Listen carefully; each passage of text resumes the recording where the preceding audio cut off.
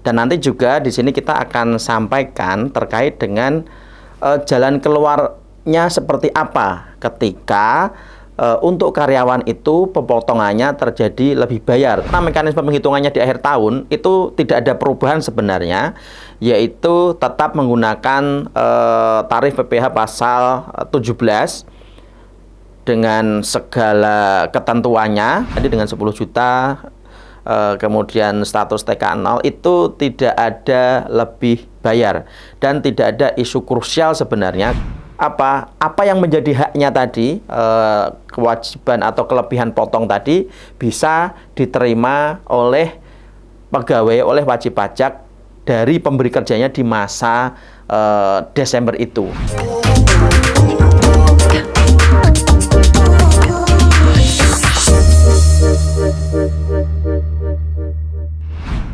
Assalamualaikum warahmatullahi wabarakatuh. Kita berjumpa lagi di Deskripsi Channel dalam program Arif Bijak, Arif Bicara Pajak. Dalam kesempatan kali ini kita akan mengulas perhitungan pajak untuk THR. Memang ini sudah melewati masanya teman-teman menerima THR, yaitu tepatnya saat itu sebelum di hari raya, tepatnya di bulan-bulan awal April, atau mungkin ada yang sudah menerima di bulan Maret. Nah, tapi tidak ada salahnya dan tidak ada kata terlambat, karena ini kalau kita bicara pajak, pemotongan pajak itu rangkaiannya adalah sebenarnya 1 tahun. Dan nanti juga di sini kita akan sampaikan terkait dengan jalan keluarnya seperti apa ketika untuk karyawan itu pemotongannya terjadi lebih bayar oleh si pemotong atau si pemberi kerja. Tata cara perhitungan untuk THR setelah berlakunya PP dan juga PMK terkait tarif efektif rata-rata, sebenarnya mungkin kita sudah bahas sebelumnya di episode-episode sebelumnya kaitan dengan tata cara pemotongan PPh 21 dengan pemberlakuan ketentuan terkait tarif efektif rata-rata. Nah, sebenarnya tidak ada perbedaan ketika si pegawai atau si pekerja menerima tambahan penghasilan, yaitu berupa tunjangan hari raya. Jadi perhitungannya bulanan ini adalah kalau kita kayak semacam cicilan lah begitu. Di satu sisi biar nanti si karyawan atau si wajib pajak tidak terberatkan dengan satu kali harus membayar dalam jumlah yang besar. Di sisi lainnya pemerintah juga butuh masukan kan untuk operasional negara dari bulan ke bulan begitu. Jadi penghasilan tidak numpuk atau pemasukan negara tidak numpuk pada saat selesainya tahun pajak. Jadi win-win solution lah, baik untuk tenaga kerjanya atau wajib pajaknya, baik juga untuk negara atau pemerintah dalam hal ini. Kita coba hitungkan simulasi penghasilan 10 juta bulanan, kemudian ketika ada THR menjadi 20 juta, maka 10 bulan berarti dia akan mendapatkan penghasilan yang sama, yaitu 10 juta. Makanya dikalikan dengan 2%, itu hasilnya adalah sebesar Rp200.000. Kemudian dikalikan dengan 10 kali bulan, 10 bulan menjadi 2 juta rupiah. Itu untuk 10 bulan. Kemudian di 1 bulan yang menerima THR, karena tadi asumsinya 10 juta juga, sehingga menjadi 20 juta dikalikan dengan 9%. Dalam hal ini sehingga ketemu angka untuk 1 bulan itu yang ada THR-nya adalah Rp1.800.000. Sebagaimana kita sudah pernah jelaskan kaitan dengan bagaimana mekanisme penghitungannya di akhir tahun, itu tidak ada perubahan sebenarnya, yaitu tetap menggunakan tarif PPh pasal 17 dengan segala ketentuannya, tidak ada perubahan dari aturan sebelumnya. Tadi berarti total penghasilan dalam saat kita hitung dengan menggunakan itu untuk terutang selama 1 tahun, kita menghitung di bulan Desember nanti ya. Makanya kenapa kita bahas setelah Lebaran pun ini juga menjadi tetap relevan karena ini nanti akan berkaitan juga dengan penghitungan pemotongan di bulan Desember. Nah, ketika di bulan Desember dengan asumsi tadi yang masih sama, kita lanjutkan 10 juta, kemudian ada THR 10 juta, sehingga penghasilannya total menjadi 130 juta. Karena 10 juta dikalikan 12 bulan, kemudian ditambah 10 juta THR menjadi 130 juta, kemudian dikurangi dengan biaya jabatan. Kalau ini kan memang harus selalu menjadi pengurang ya. Itu ketika bekerja tetap, itu sebesar 5%, maksimal 500.000 setiap bulan, sehingga dalam 1 tahun adalah 6 juta rupiah maksimal.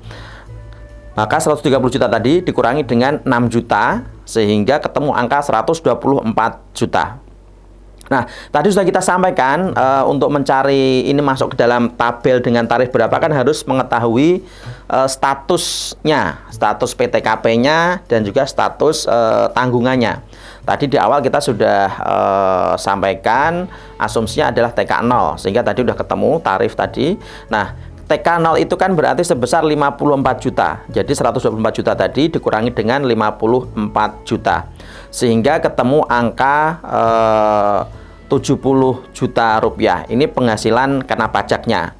Nah, kemudian dari 70 juta itu dikalikan dengan tarif progresif, yaitu untuk lapisan pertama, tarif berlapis. Yang pertama untuk 60 juta dikalikan dengan 60 juta pertama dikalikan dengan 5%, sehingga ketemu angka 3 juta. Kemudian sisanya karena tadi 70 juta masih ada 10 juta dikalikan dengan lapisan tarif yang selanjutnya, yaitu 15% dikalikan 10 juta.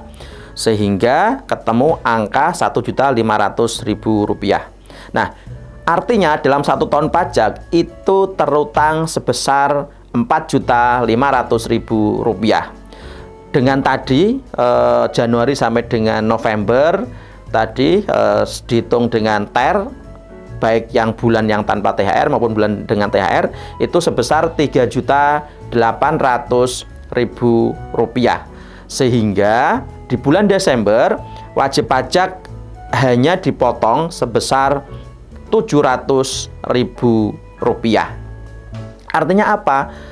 Untuk asumsi simulasi yang kita bangun tadi dengan 10 juta, kemudian status TK0 itu tidak ada lebih bayar dan tidak ada isu krusial sebenarnya karena nanti akan diperhitungkan kembali di bulan Desember.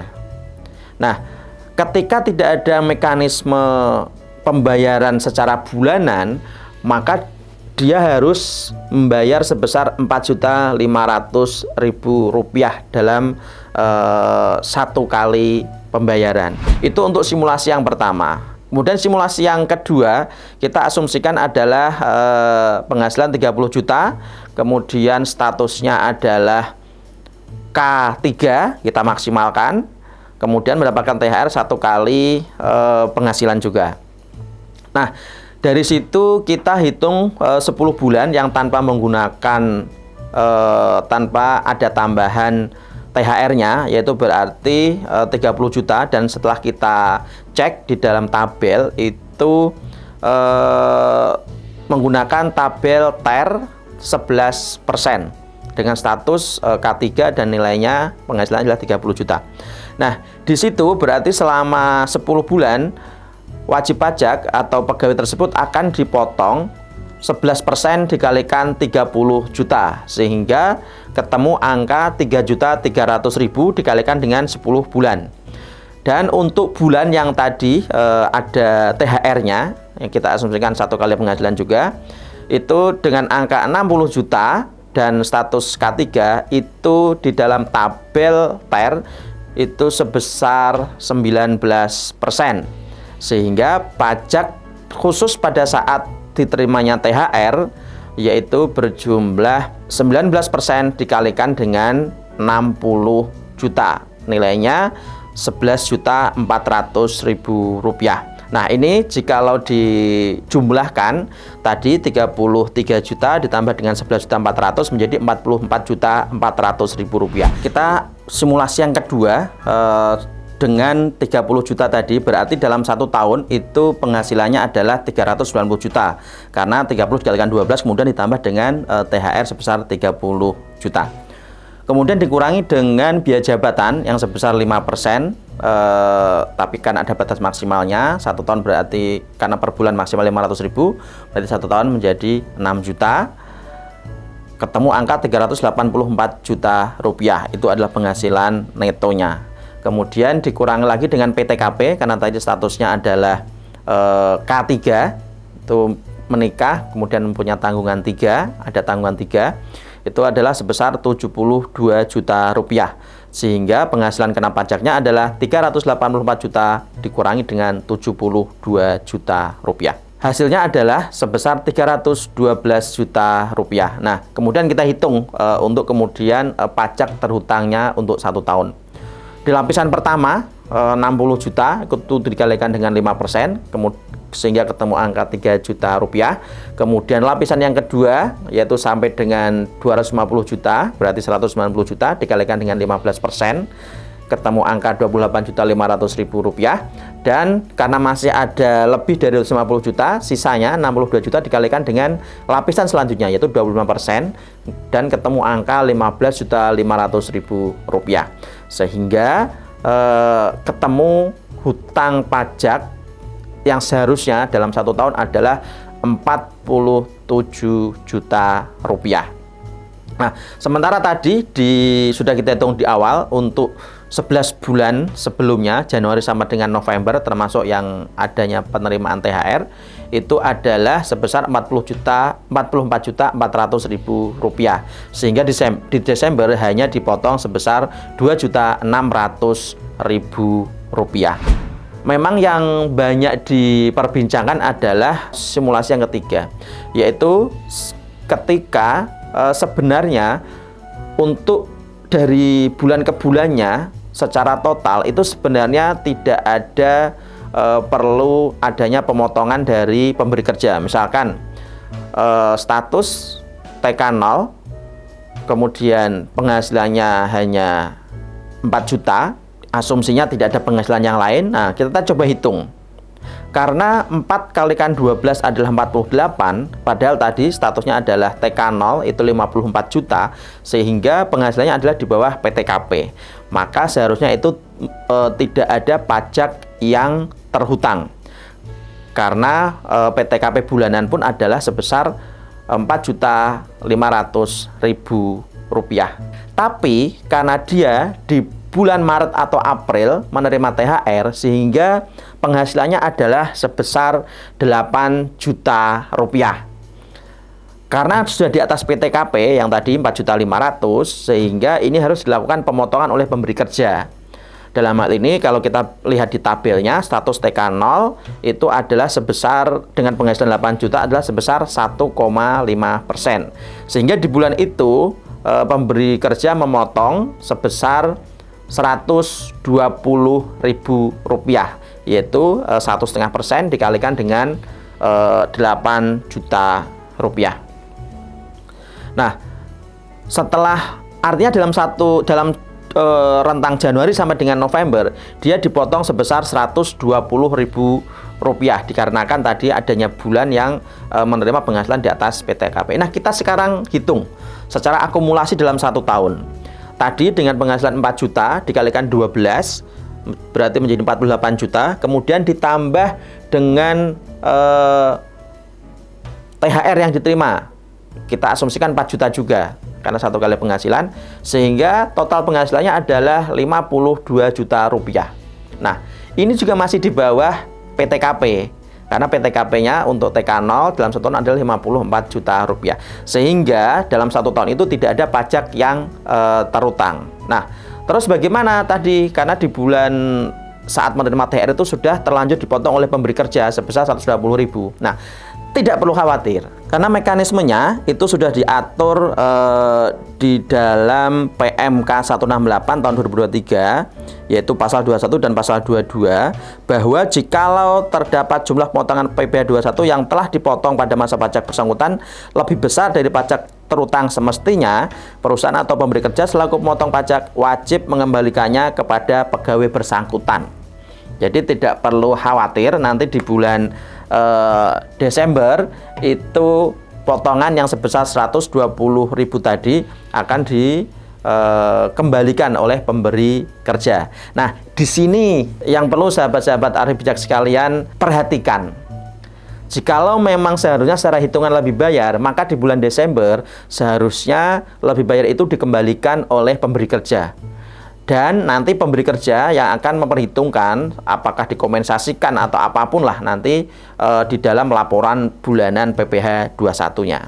Nah, ini menjadi penting dan dicermati agar apa yang menjadi haknya tadi, kewajiban atau kelebihan potong tadi bisa diterima oleh pegawai, oleh wajib pajak dari pemberi kerjanya di masa Desember itu. Itu kira-kira yang bisa kita sampaikan, kita jelaskan. Mudah-mudahan ini bermanfaat.